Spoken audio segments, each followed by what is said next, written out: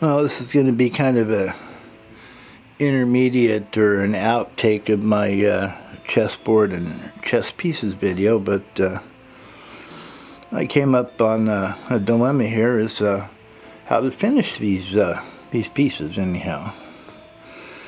My go-to would be a friction finish.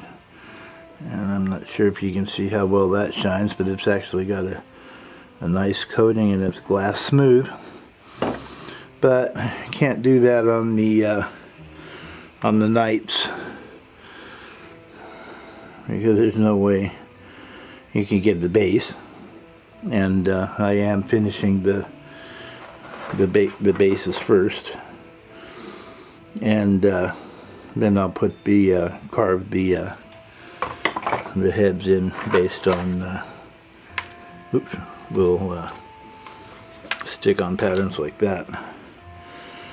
So what I was doing was I'm using a wipe-on poly this time, and really never, I think I used it once many years ago, but never had much faith in it. This one here is a satin polyurethane, but it's a stained color, walnut colored.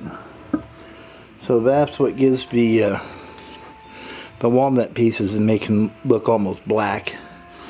And then the same with the other pieces here. So I added a little darkness there because the poly seems to add a yellowish tint to it, and it's a oil-based poly, not the water.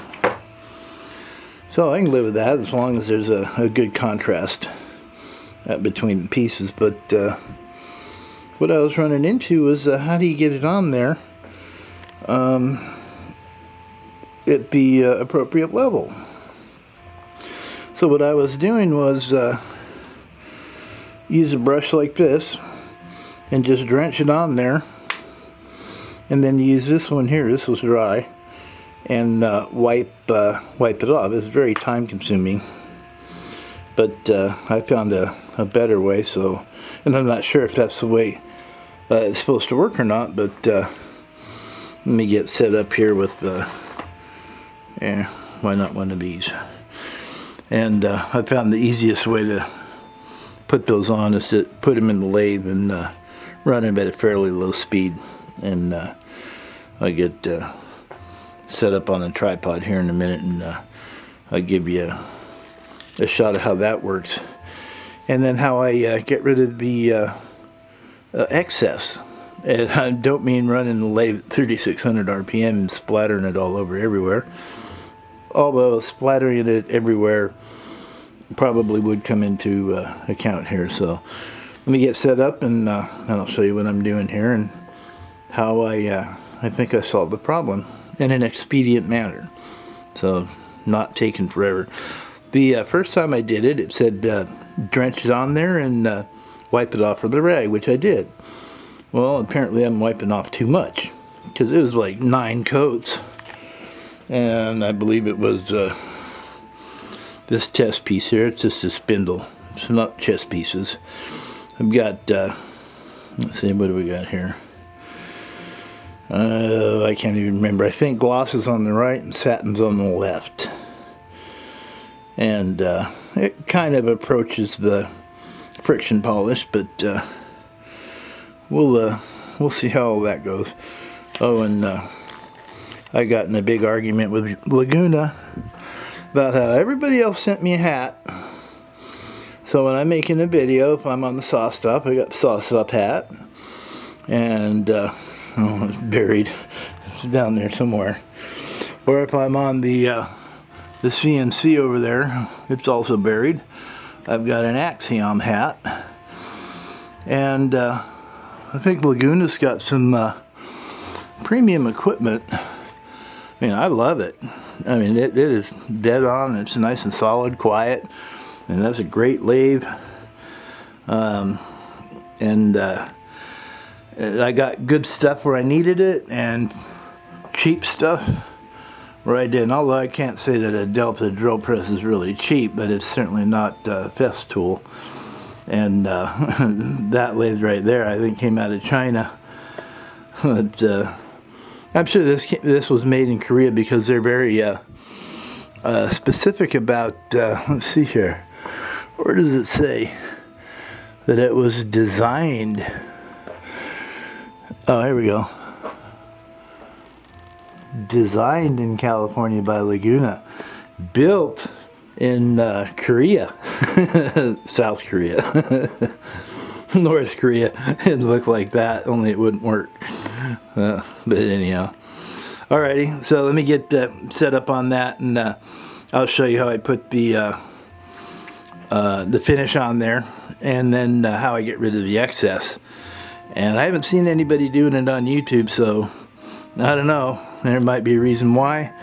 And if there is, please leave a comment and tell me what I'm doing wrong, because I'm flying blind here. I don't know. I'm just guessing as I'm going along. I like Danish oil. I like Tung Oil. Basically, oil finishes covered up with a either a beeswax or a carnauba wax, and buffed up on buffing wheels or that sort of thing. But anyhow, just in case you're wondering, I run a maker shop, so other people use this equipment from time to time. And the vicious equipment, I've got that picture on there. I used to have one on the saw stop. It's still there? Oh, it's still there. And the chop saw. And it used to be there, but every time I grabbed it, it would got in the way, so I eventually yanked it off of there. And I think the router should have one on there. Yeah, it's got one too. So the really nasty equipment's got a little warning. Not going to get hurt much by a bandsaw. Oh yeah, you just cut off a finger or two, but you're not going to get your head bashed in by a kickback or get your arm wrapped around something, because that lathe won't stop. It's too hoarse.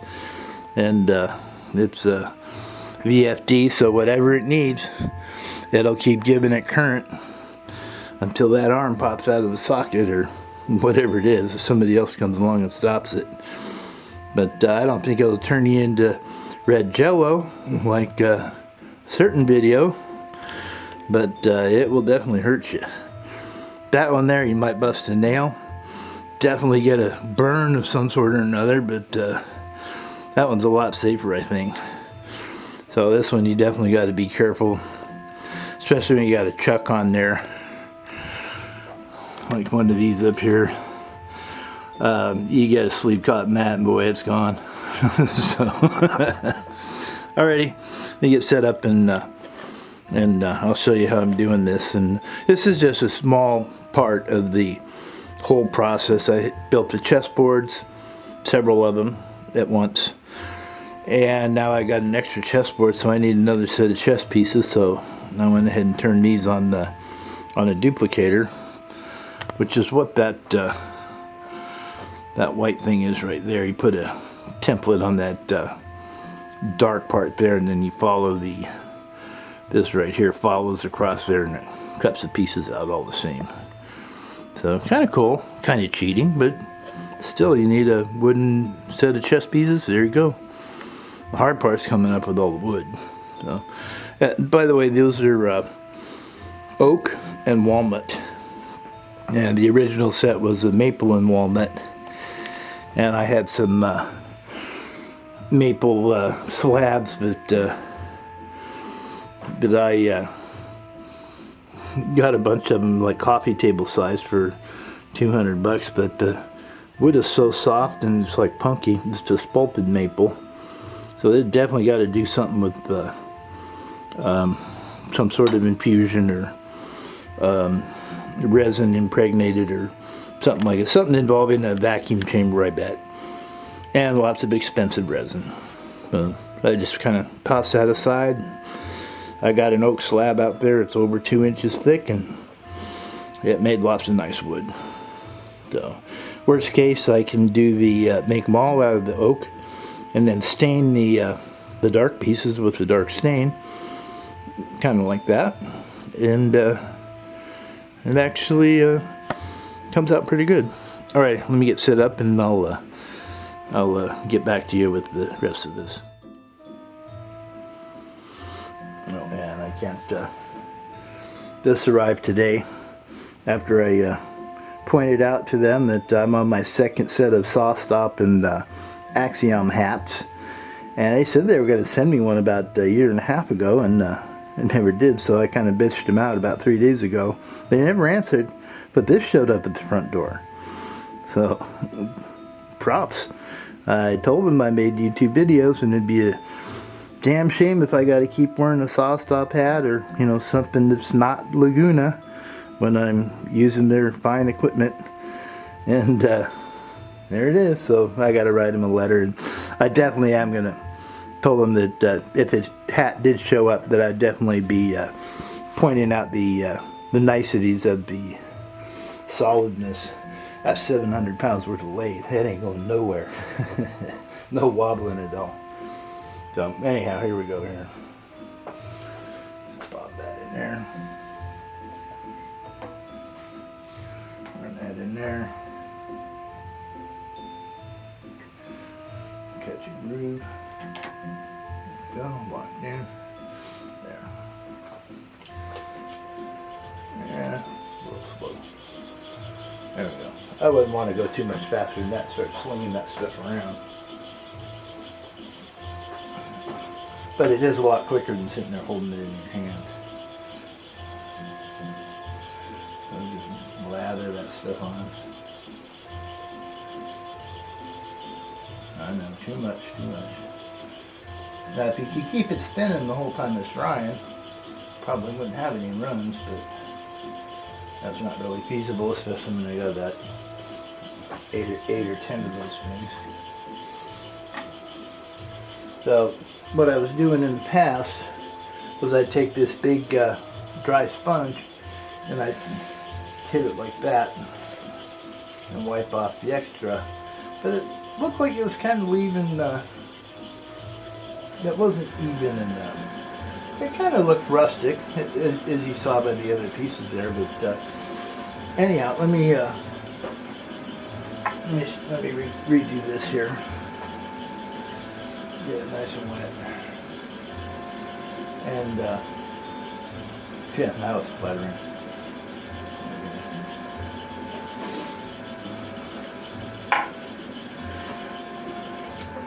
So anyhow, I've got it done there. That catch is dripping off of there.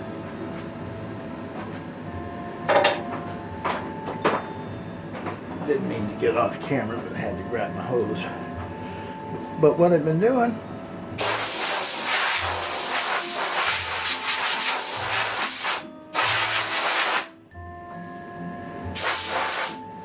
and I think that leaves just about the right amount of gravy on the tray for a nice glossy finish when I get done. Now, not much on gloss, but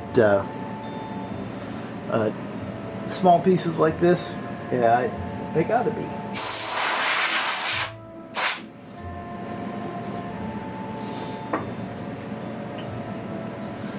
And this is the wax, and all that sanded up to it's either 400 or 600, and that Hut perfect pen polish, brown and a white,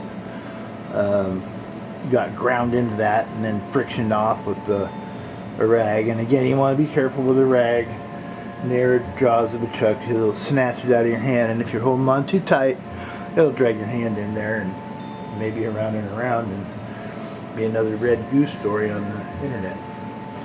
So anyhow, that's where I'm at right now on these guys. So they're going to get one more layer like this, and then I'm going to hit all of them with some 320 sandpaper and knock any high spots off, and then one final coat with no sanding, and hopefully they'll that because it's wet, hopefully when it's dry it'll look like that. So anyhow, that's the intention, and I'll show you what I got when I'm done, and hopefully get this up tonight.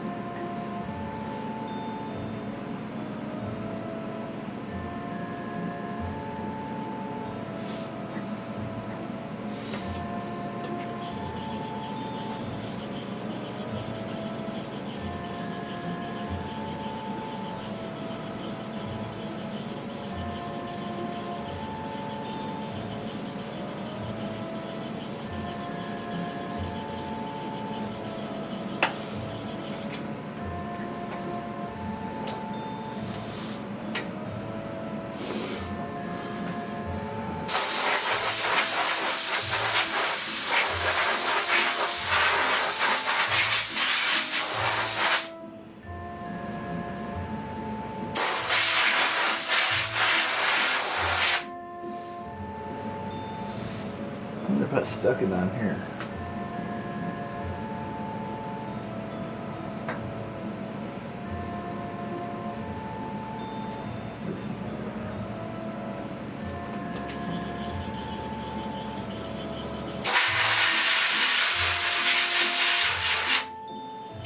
Well, that's the way to go.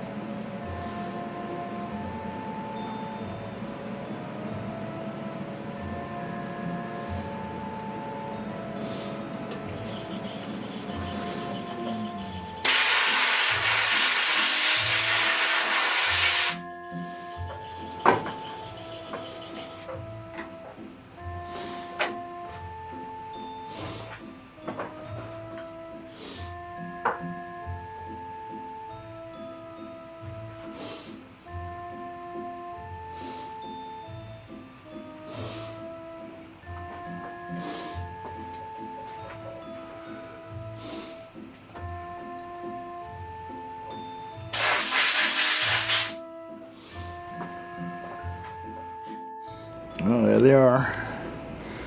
All nice and shiny. Now I'm going to hit them with some sandpaper here. Probably not going to do that for another 6 or 8 hours. It's nice and warm out here. So when they're nice and dry and pretty much hard surface, I'll just kiss them with some 320, knock the high spots off, and then put a light coat of poly on there, and look in there and see if I've got a can of spray gloss. I think a final coat of sprayed on lightly would probably be what the doctor orders here. So I go check the stock room and see what we got. And yeah, gotta have weights in the bottom, nice felt base. Should be all tournament qualified except for the RFID chip that they use nowadays in the new ones. That's another $500 option to a $600 set, but these guys here probably go for about $100. And I think the board would go for about maybe $250, $260. So we'll see how it goes. It's whatever the market will bear. And okay, off I go. Now this here's the board that I was talking about. It's a walnut and maple with Paduke around the outside, and that little accent band in the middle is Purple Heart. I don't know how well you can see that in this light, but that's just a cheap plastic set of chess pieces that I've had around for a while. Pretty insignificant, but I couldn't leave the board there without something on it. So in a day or two we'll have some real chess pieces on there, and see what that looks like on Etsy or Facebook or any of these other places that marketplaces where I might be able to sell this thing. So I did have fun making. I made another one for a lady that wanted one for the old chess pieces that I had. I figure if I'm making one, I might as well make two or possibly even three. So why not? That's how I got an extra board, and it forced me to make another set of pieces. So now I'm thinking maybe I ought to make a couple more sets and a couple more boards, because it did turn out really nice. So we'll see how the market goes.